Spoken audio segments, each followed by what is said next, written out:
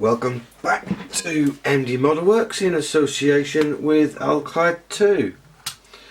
Right, now what I've done so far, I've shown you how I remove seam lines in canopies. I've shown you how I remove seam lines in intakes to get that little bit of a better look for your model when it's finished. We had a look, we're ready to go, and as you can see I have the blue gloves of shame on. Now it's not often I wear gloves, but with this model I'm going to, because I needed to be spot on after what's happened. So first thing we're going to do is get out some white microfiller and primer, and excuse me, some black microfiller and primer. We're going to start off with our, we'll start off with our black to begin with. Let's get you sorted out and set up, make it out a little bit. Now we're going to use a 0.2 needle on an Iwata HPC with a compressor set to 10 psi. Now I've had a couple of questions just lately about issues with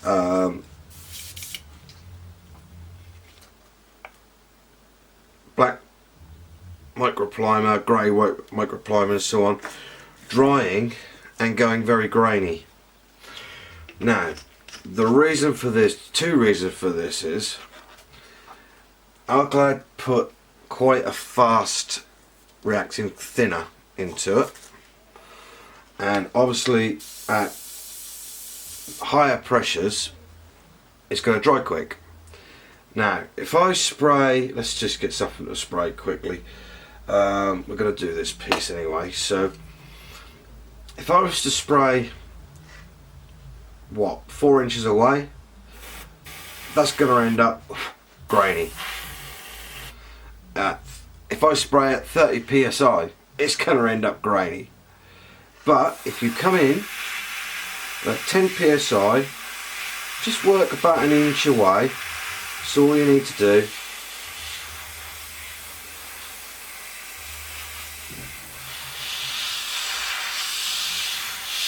And just gently build the layer of primer up. You ain't got to make it wet. If you make it wet, you're doing yourself no favours at all. So all we're doing is we're just laying down the primer, so about an inch and a half, at max 2 inches away.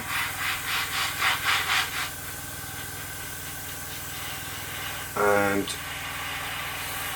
all we're doing, the etched primer was designed by Alclad specifically to do what it does. It's basically an etch primer. It bites its way into the styrene and allows the top coat to stick a lot more evenly. I've seen people on Facebook again who don't prime. In my opinion, it's a bad move, especially if you're using acrylics, because one scratch, one touch of a fingernail, anything like that, you're going to lose your paint job. Okay, so don't need to do much more on that bit. Just missed a little bit. That's all going to have an over top spray.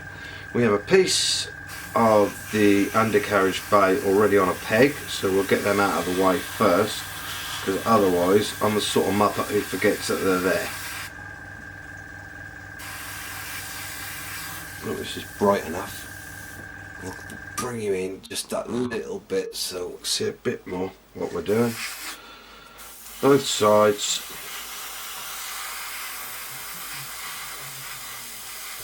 Like so. And across the top. the sides and the bottom, making sure you've got everything. Put that to one side. I've got another piece here again for the undercarriage, and we're getting in nice and close with our low air pressure, and we're getting a lovely smooth finish to our primer. That's what we're looking for. And also, people are saying they've been putting primer on, not Alclad primer but other primers, and they've been losing detail. Well, if you're doing losing detail, you might as well use a paintbrush. Although that's a completely different skill set to what I have. But you're also putting the primer on far too thick. Okay, right, on the bottom of our intake we also have an area which will be white. This will be the nose gear bay. So we're giving that a bit of black. Anybody who knows anything about my videos and how I build, I always use black as a primer on anything that needs white or a light colour. There is a good reason behind that which will become apparent later, I hope. I hope you can excuse the compressor noise.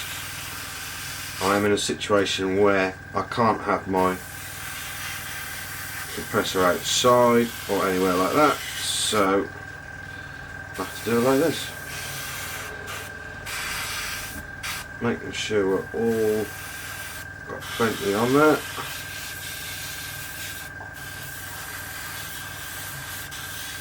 That's looking nice. And then we come to our actual wheel bay. So this is all going to be primed nicely, getting everywhere. Make sure you get all the nooks and crannies. There's lots of details in this part alone, so you want to make sure you do it section by section, and then you're going to get everything. Do the hydraulics bottle, which I presume is what it is, the battery box.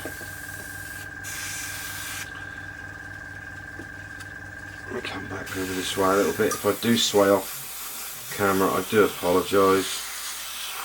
So I'm getting used to doing all this again. So we're getting in all the little nooks and crannies, turning it around as we go.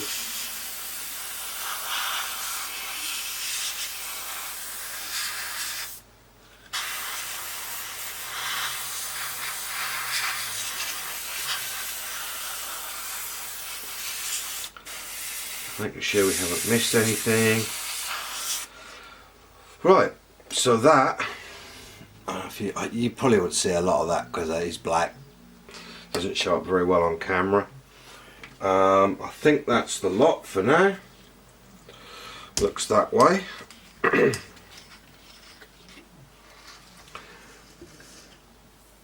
So we'll just give this a quick clean. Quick the airbrush, quick clean through. So just bear with me. Right, so the airbrush is all clean. Takes about 30 seconds just to clean the airbrush up. Now what I'm going to do first, because I've also got a bit of metal work to do, I'm going to come in with ALCE 104 Zinc Chromate Yellow. Now it calls out for Tamiya XF4, which is a yellowy green colour. But this one is the correct colour if you want chromate yellow. So if you hear noises in the background, that's the owner of the house, that's Dudley. He's looking out the window looking for cats, I reckon. So we'll give that a good shake. We don't want too much in the colour cut, just enough. And we'll give that bottle a quick clean around the top. Always advise that or it gets gritty at the top and it comes into contact with air. And check our flow, which is lovely. So we've got our engine bay. First part, Now this is when you're going to see, hopefully, what the black does. We're not going mad, this is a dirty area, remember? So we just want a reasonable coat up to that line there.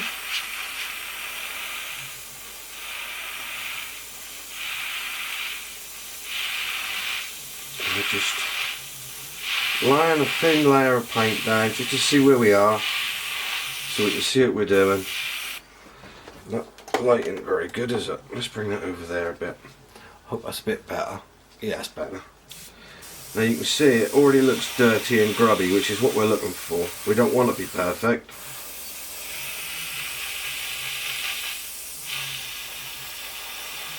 Okay. So I'm happy with that. So this will never ever be seen once it's done, but I know it's there now, and I'm happy the fact that it is there. Right, so we'll put this away. Where did I put that chromate? There it is.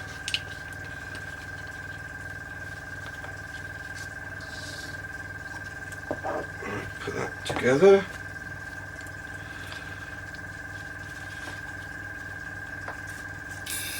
Follow that through. Right, I'll clean the airbrush up. Be back. Okay. Right, so the airbrush is now nice and clean. And what we're going to do now, we have an aluminium piece. Bear with me. It's trouble doing this with gloves. What we're going to do is just mask off the front section, or the back, that is the back section I believe. Just mask it off gently.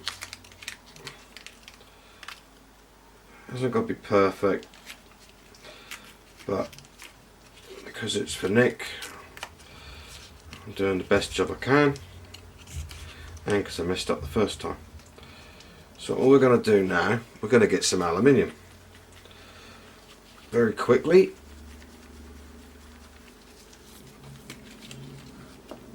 And then we'll put a very small amount of aluminium in the colour cup.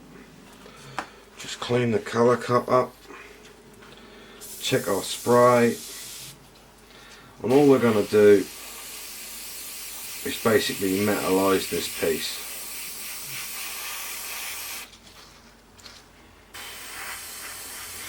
We're not spraying heavy, we're just, all we're basically doing is mist coating, and that's it. So that piece is now ready for a little trick, which I shall show you when I've sprayed up the other white. Okay, right, we have two different parts to spray now. Once I've just going to clean up the airbrush again. Okay, right, let's just put the masking tape away. Now we're ready to do our intakes, or internals of the intakes that we've already made seamless. What we're going to use is another way of getting that extra good look inside the intakes, is use Alclad 2's Alc 306 white primer and microfiller. Now this has a very, very heavy pigment, so it needs to be shaken very, very well. Again, it is an H primer. It will bite into the plastic, which is what you want, but this is all I'm going to use on the intakes.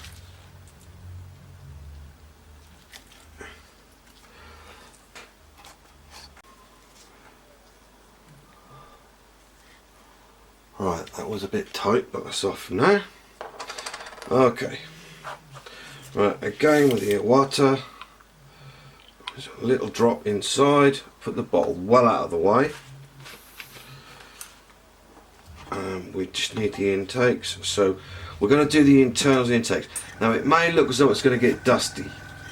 Don't worry, I have a system where the air is drawn out, but it will look weird for a little bit. Now another thing is people have problem with white.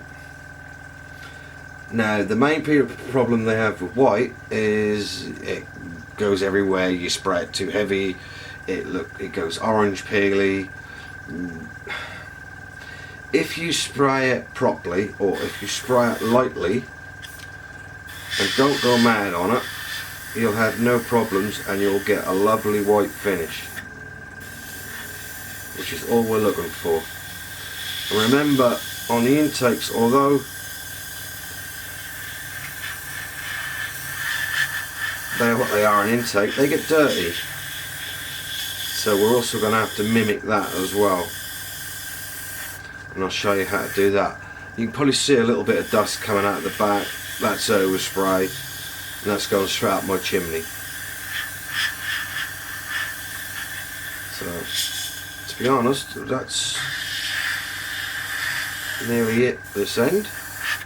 It's very simple. We're not spraying heavy, but we're getting a good coverage. That is the bonus.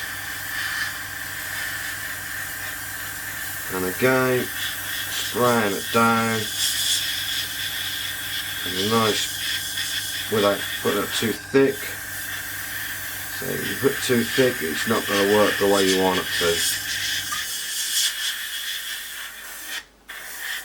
to. Nah. I'll probably have to take photographs, but if you can see in there is no seam lines. It's nice, it looks clean and tidy. Brilliant. So that's that one. And again, on the rear of the intake, again, not too heavy, moving the airbrush and the piece at the same time.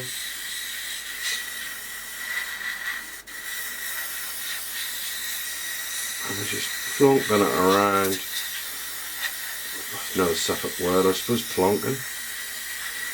Or Norfolk, I'm Norfolk, not Suffolk, I keep getting told by my parents. And then back from this end, making sure we're covering it all,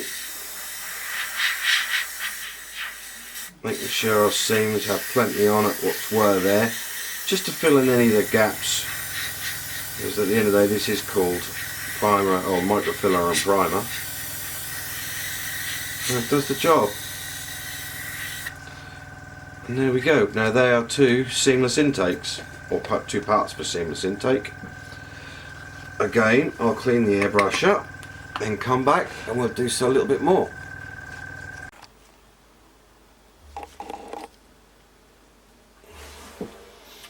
Okay, right. Now what we're going to do is come in with ALC 101 to do the rest of the parts. Now again, I can't, this is a completely different formula to the white primer and microfiller. This is a standard lacquer based enamel white primer. I call it Pt5 because I work with it every single day, and that is our white primer. It's made by an American company, believe it or not, and yet we can't get this to get to the States, but hey ho, perhaps one day. So we give it a good old mix, excuse me, and a little drop into the colour cup.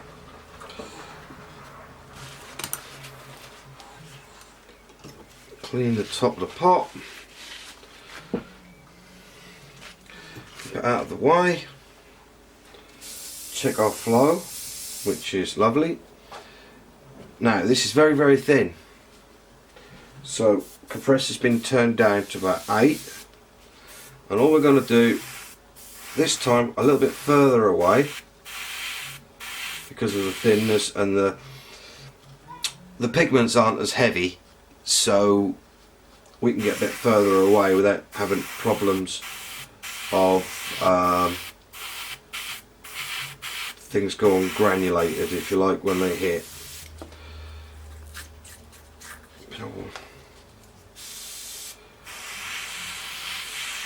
And all we're going to do is build the colour up. I don't want to lose all that black because it's there for a reason. And that reason being, it's part of the weathering process. So I don't want this to look bright white, I just want it painted.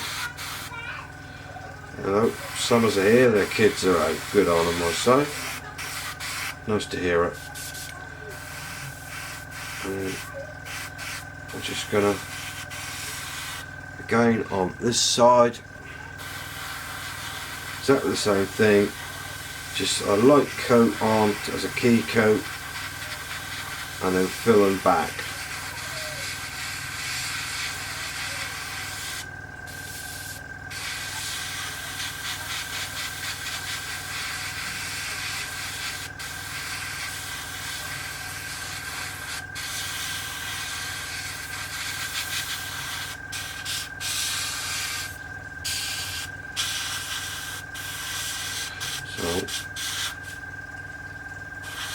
So both sides are about the same, and I'm happy. That could be left to dry. We have our other small section, and all we're going to do is put a nice light coat on first. What I tend to do, if you've watched my videos before you'll know this, but what I tend to do is to put the main colour on and pick the detail out with a brush. I've always found this to be the easiest, and it's the way I learn. It's not right for everybody. I'm not saying what I do is perfect. I'm not saying what I do is correct. I'm just saying it's what I do. And I get reasonable results. So I'm not trying to cover this all, because I want that semi-weathered look before I even start weathering it down a bit, which is a very simple process which I will show you at the end. Right, let's get a coat on of the internal part of our wheel bay, front wheel bay. Ready again.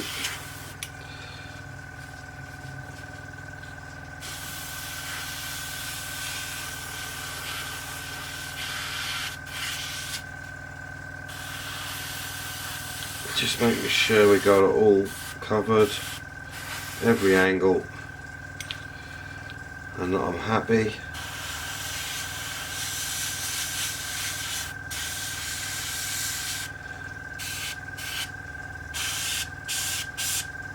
That's lovely. Okay, we can sit that aside to dry now. We ain't got to worry about that bit again tonight. Right, we come to our main part, which is the wheel well. But before I forget, because it'll happen, I'm just going to do the front undercarriage bay. Just layer it over, just so that it's still got a grubby look to it. I don't want it pure white, as I said. We'll come back to that bit at a later date. That's fine. Just to show you what it does, I'd sit that one on there like that, and this pit sits over the top, so we get that sort of look to it, and it'll all hopefully blend in with what I'll do later to it. Okay, now we've got our big bit. We've got our wheel well. Now this is all there are different colours on this, but again I'm going to spray the whole lot and then come in with a brush, pick out any details like the battery box, which I know is a different colour.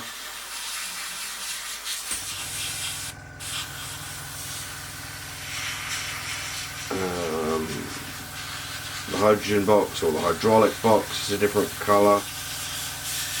There are parts to pick out. on everything on this. So as I said, we're just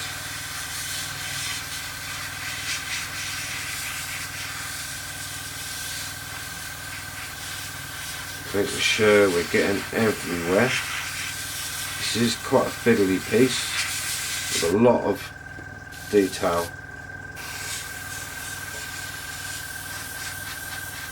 And as I said, we're not trying to, I don't want it to be perfectly white. I want it to be a start of a weathering process. But I still need that white, has got to be over everything. The same will go for the undercarriage and everything else.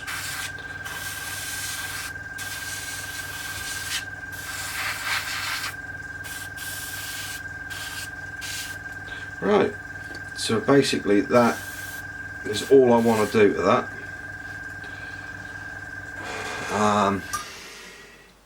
What I'm going to do now, I'm going to clean the airbrush up and I'll come back and I'll show you another little trick. One which Nick Burr actually taught me this one, because that was his idea apparently. So give him credit for that. I'll clean the airbrush up, we'll come back. These will be dry, that'll only take a few minutes to dry. I mean, if you want to dry it quick, blow it over with a bit of air. If you get it too wet, don't blow the air over it because it's going to ruin it. Right, back in a few moments. Okay, right, we're back again. Right, so the airbrush has been put away for the night, for a little while.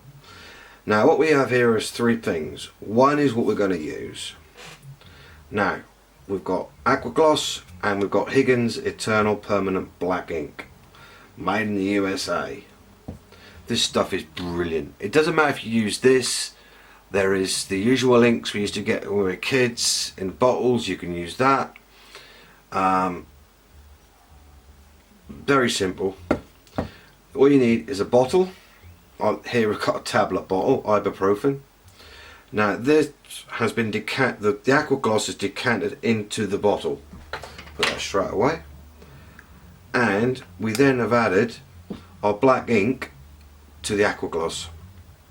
Do not shake this because we don't want bubbles particularly until we get, if you use it on a piece of cloth or a model that you've got which you've made, you're going to use at a later date, or you just practice on it, then you just build up the consistency to what you want it to be. And with this stuff, what this does is bring out all the highlights. This is our first or second stage of weathering because we've already weathered. Now although this looks very black, it will dry up around the outsides.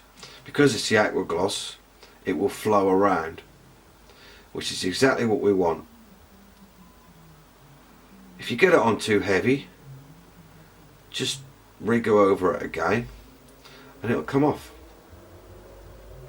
But remember, this is permanent. Once you've done this and it's dry, unless you want to come in with some mineral white spirit or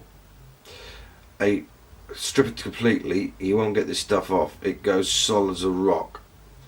And speaking to my cousin's husband Paul, who used to work on 16s, Hercules, Flying Tigers, A10s, I actually asked him the question, what finish is there on the undercarriage? And his reply was, originally it's a gloss finish, but it does obviously dull down into a satiny finish. So from an ordinary piece of plastic we've now got, or a white piece, we've now got quite a highlighted area, which I think looks fantastic. And we'll come in and we'll do this part. We're just literally painting that on. There's nothing clever, nothing expensive about this. I mean, I made this bottle, what, 3 years ago? 4 years ago?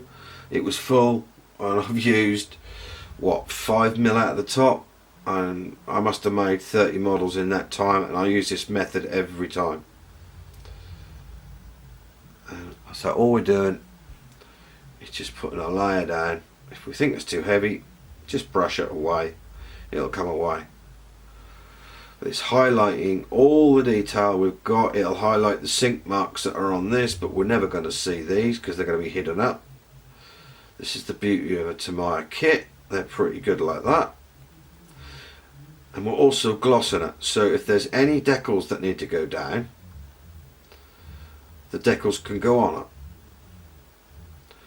Now, I don't know if I've mentioned this before, but I was speaking to a young lady called Cully, an Indian lady, I believe, Cully Ribrai, who has been doing a red arrow,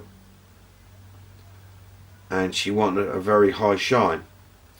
If you airbrush aqua gloss, it will give you a high shine, but you'll need many coats. Not many coats, but I always put thin coats on and build the coats up. That's why I say many. But if you want to have a good hit straight away, a nice soft brush, a fresh bottle or a bottle of aqua gloss, and away you go. Job's good. Okay, right, now we're on to the big piece. So this is where the fun starts, because you've got to get in everything. And you don't want to rub too hard because you don't want bubbles forming. Because bubbles means that the white is going to show through far too heavy to what you want.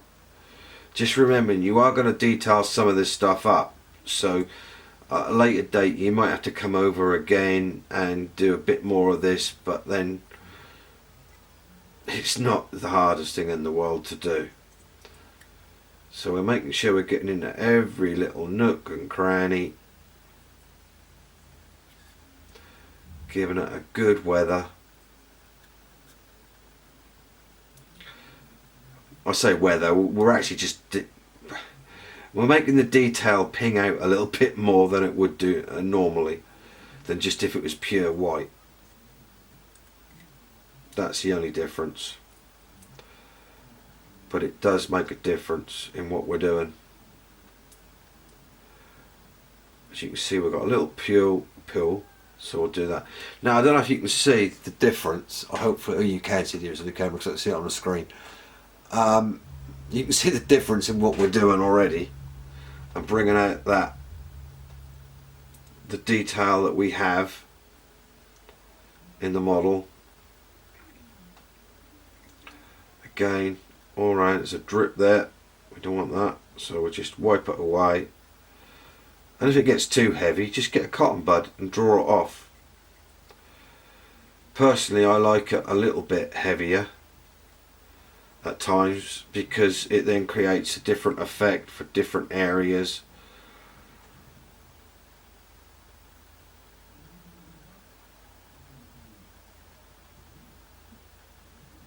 This is also a very good wash for metallics, as you'll see in a minute. Okay, right, I'm looking at this now, and excuse me while I really do give it a good check, because if you miss a bit it will show. Dry the brush up, just drag, touch off any excess areas that we don't want messed up, or so much anyway, and then we'll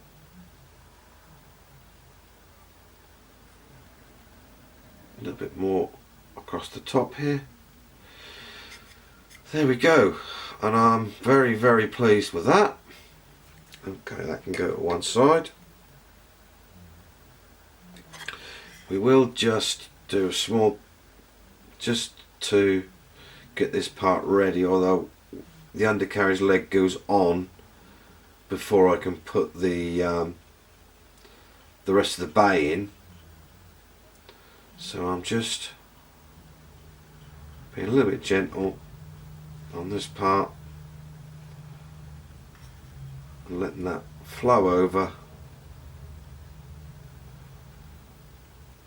And as you see, it brings the detail out really heavily. Okay, right, now into our engine bay. Exactly the same process, but we're going to paint the whole thing, and we're just going to drag the aqua wash, which is what I'm going to call it. I mean, if you'd like us to do this as an actual product, let me know and we'll see what we can do. Ready mixed, I suppose, would be a better way of doing it.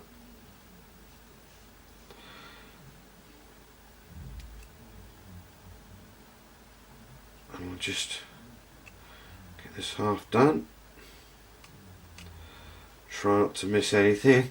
I'm doing all this and that'll never be seen for AO. I know it's there, Nick will know it's there because he'll have the videos. This will all be put on to a DVD for him at the end, so he's got a complete video of the build itself and my dulcet tones building it.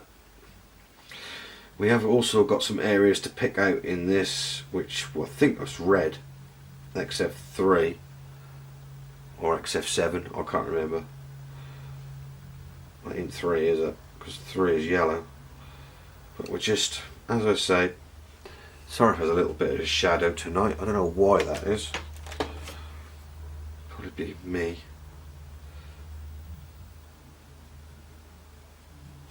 And we're just filling that in, trying not to get too many bubbles, as I said.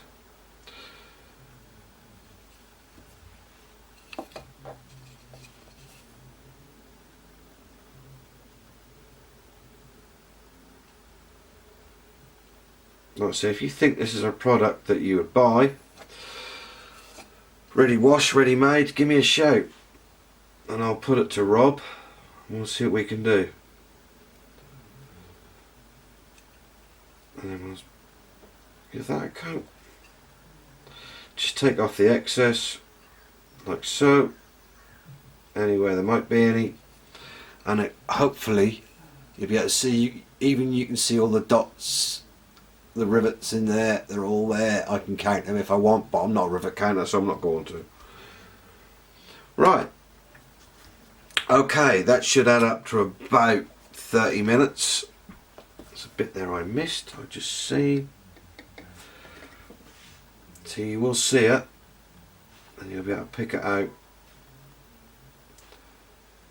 Just to get that in there, and a bit I missed on there. This is already dry and ready to go again, but it doesn't need any more, so we're just cleaning that up. We're not worried about these bits because it's never going to be seen. Like we say, we'll leave that to go while I edit this video and put it up, and we can start making another video. Okay, so that should be the end. I think it's part 6. I think we've, although I was going to start again, because most of it was the engine, I've let it run and I'm quite happy with that. So there you go. Right, thanks for watching again, like I said, and be back very shortly with another part. Cheers guys and girls, bye bye.